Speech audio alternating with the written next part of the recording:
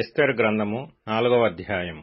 జరిగినదంతయు తెలియగానే మొర్దెకై తన బట్టలు చింపుకొని గోనెపట్టలు వేసుకొని బూడిద పోసుకొని పట్టణపు మధ్యకు బయలు వెళ్లి మహాశోకముతో రోదనము చేసి రాజు గుమ్మము ఎదుటికి వచ్చెను.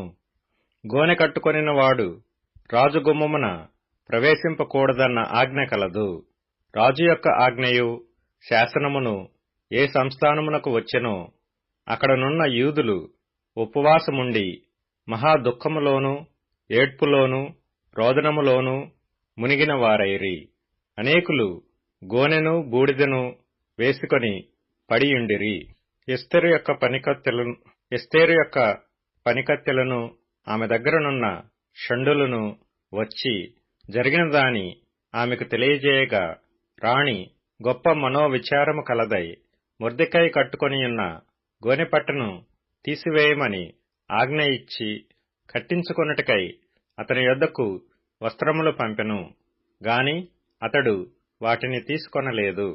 అప్పుడు ఎస్తేరు తన్ను కనిపెట్టియుండుటకు రాజు నియమించిన షండులలో హతాకు అను ఒకని పిలిచి, అది ఏమైనది, ఎందుకైనది తెలుసుకొనుటకు మొర్దెకై యొద్దకు వెళ్ళుమని ఆజ్ఞనిచ్చెను.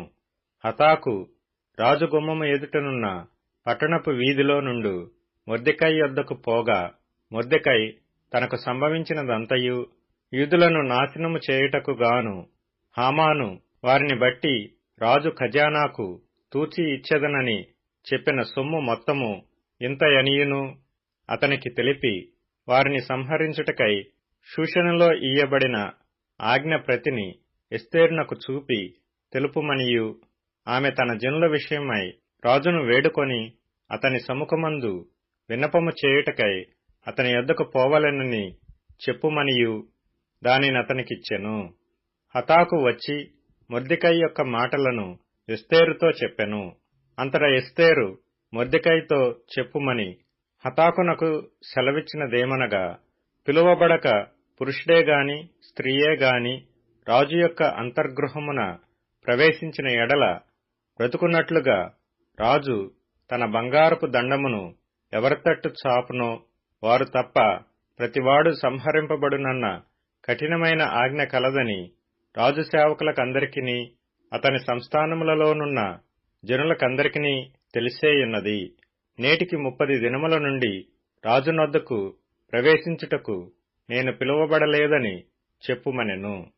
వారు ఎస్తేరు యొక్క మాటలు మొర్దెకైకి తెలుపగా, మొర్దెకై ఎస్తేరుతో ఇట్లు ప్రత్యుత్తరమిచ్చి, రాజనగరులో ఉన్నంత మాత్రము చేత యూదులందరికంటే నీవు తప్పించుకొందువని నీ మనస్సులో తలంచుకొనవద్దు.